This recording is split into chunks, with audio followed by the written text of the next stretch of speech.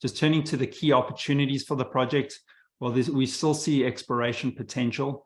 From phase 1 drilling, we saw some quite nice grades at depth at Box, in the region of 8 to 13 gram a ton over widths of 5 to 8 meters. These are certainly grades that would support underground potential, provided we can show continuity to those, and particularly going underground, if you've got an established mill on site, and those costs are already covered, going underground, it could be a potential for the future of the project.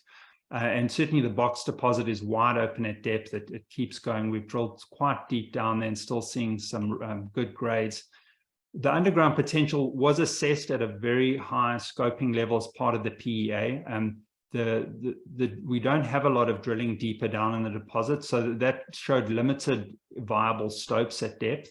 What is needed there is some additional infill drilling to demonstrate continuity of those higher grades, with the potential to bring that into a future mine plan from an underground perspective.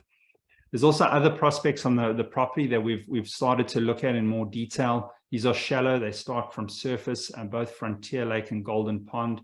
There are some grades there, and while they don't have potential, we don't think, to produce millions of ounces, there could be additional resources for the project that can incrementally add and expand the life of mine and gold production.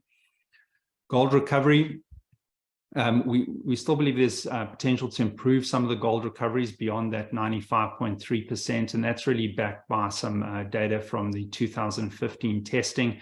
We need to go and do a bit more metallurgical work as part of a PFS, particularly some variability test work, to look at the recoveries across a range of grades, and there's scope to potentially incrementally improve that gold recovery.